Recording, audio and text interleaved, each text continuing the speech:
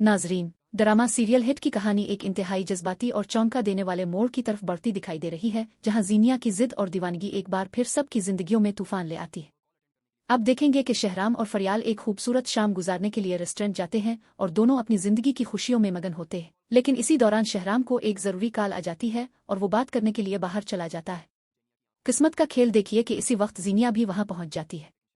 जैसे ही उसकी नजर शहराम पर पड़ती है, वो फौरन उसके पास चली जाती है।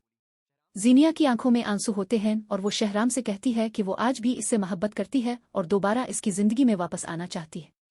लेकिन शहराम इस बार किसी किस्म की नरमी नहीं दिखाता और साफ अल्फाज में कह देता है कि इसके दिल में अब सिर्फ फरियाल की जगह है और वो अपनी बीवी से बेहद मोहब्बत करता है।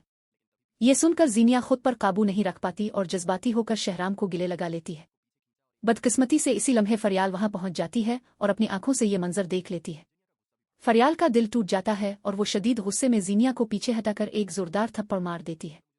दोनों के दरमियान सख्त तल्ख कलामी शुरू हो जाती है और मामला इस वक्त खतरनाक रुख इख्तियार कर लेता है जब गुस्से में अंधी जीनिया फरियाल को धक्का दे देती है। फरियाल जमीन पर गिर जाती है और ये मंजर देखकर शहराम का गुस्सा आसमान को छूने लगता है।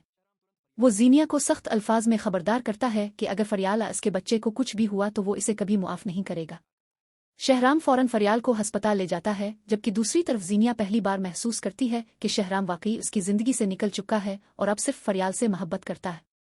उधर एक और बड़ी मुसीबत खड़ी हो जाती है जब सीरत बेगम की तबीयत अचानक खराब हो जाती है और उन्हें भी अस्पताल मुंतकिल करना पड़ता है।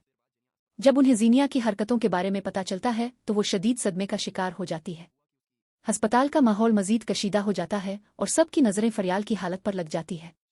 कुछ देर बाद डॉक्टर बाहर आते हैं और खुशखबरी सुनाते हैं कि फरियाल और उसका बच्चा दोनों बिल्कुल खैरियत से हैं।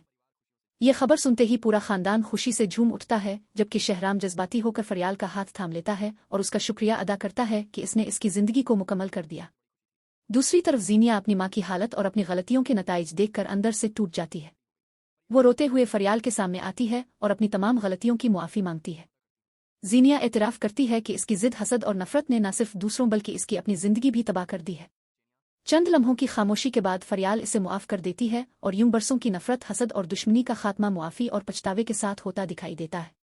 अब देखना यह होगा कि क्या वाकई जीनिया बदल चुकी है या आने वाले एपिसोड्स में कहानी एक बार फिर कोई नया और हैरान कुन मोड़ लेने वाली है।